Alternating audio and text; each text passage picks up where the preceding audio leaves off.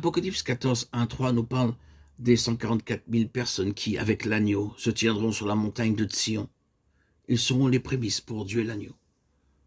Ce ne sont pas les mêmes 144 000 personnes que dans le chapitre 7 qui, elles, seront des juifs convertis. Il s'agit encore d'un nombre symbolique, 12 fois 12 000. Le chiffre 12 parle du solide fondement.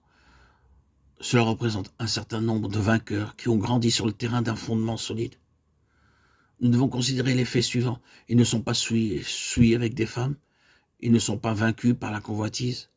Ils suivent l'agneau partout où il va. Ils sont les prémices pour Dieu. Dans Lévitique 23, 10, il nous est parlé de la gerbe des prémices. Selon 1 Corinthiens 15, 20, Christ est appelé les prémices de ceux qui sont morts. Et au verset 22 et 23, tous revivront en Christ, mais chacun en son rang. Christ comme prémisse, puis ceux qui appartiennent à Christ lors de son avènement. Au verset 6, nous voyons un ange qui volait au milieu du ciel, prêchant l'évangile éternel. Beaucoup adoreront les idoles mondiales, mais Dieu, dans sa miséricorde, les avertira encore du jugement, de la chute de Babylone, la grande cité, et de ceux qui adoreront la bête et son image. Il sera certainement plus avantageux de souffrir et mourir que d'adorer la bête. Le temps de la colère de Dieu est arrivé. Des détails sont donnés dans les chapitres suivants, à partir du chapitre 16. Le message de Dieu concernant ce temps nous est donné dans 2 Thessaloniciens 2:10. Selon Apocalypse 17, le jugement de Dieu tombera sur Babylone la Grande, sur le système religieux romain qui aura souillé les dignitaires et mis à mort les croyants. Les chapitres 12 et 13 parlent de la confusion dans les derniers jours. Les chefs de la terre donneront leur puissance à l'Antichrist et il la prendra. Les peuples et les multitudes de toutes nations et de toutes langues seront souillés par la prostituée, Apocalypse 17, 1, qui régnera sur les rois et sur la terre.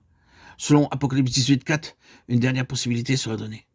Une voix du ciel appellera « Sortez du milieu d'elle, mon peuple, afin que vous ne participiez point à ses péchés et que vous n'ayez point part à ses fléaux. » Ce jugement s'exercera en 1 heure et la grande cité sera précipitée.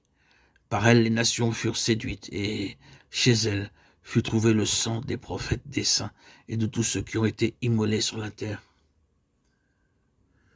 Ensuite viendront les noces de l'agneau, Apocalypse 19, 9. Celui qui est appelé le fidèle et véritable viendra depuis le ciel ouvert sur un cheval blanc.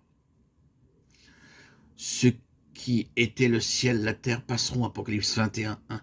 Et un nouveau ciel et une nouvelle terre où habitera la justice seront préparés par Dieu, 2 Pierre 3, 13. La nouvelle Jérusalem, préparée comme une épouse qui s'est parée pour son époux, descendra d'auprès de Dieu. Apocalypse 21, 2, Apocalypse 21, 5 déclare « Voici, je fais toutes choses nouvelles ». Une belle image de l'épouse, la femme de l'agneau, nous est donnée dans Apocalypse 21, 9, 27. Dans ce merveilleux paradis, l'arbre de vie sera restauré. Il n'y aura plus de malédiction. Apocalypse 22, 2. Le trône de Dieu et de l'agneau sera dedans. Ses serviteurs le serviront et verront sa face, et son nom sera sur leur front. Ils auront droit à l'arbre de vie et à entrer par les portes dans la ville. Les fruits de l'arbre de la vie les rendront capables de jouir de toutes choses dans la nouvelle création. Les versets 18 et 19 adressent les ultimes avertissements à ceux qui voudraient ajouter ou retrancher des mots de la prophétie de ce livre. Et le livre se termine par la merveilleuse promesse « Oui, je viens bientôt. Amen. » Et l'écrivain répond « Viens Seigneur Jésus, que la grâce du Seigneur Jésus soit avec vous tous. »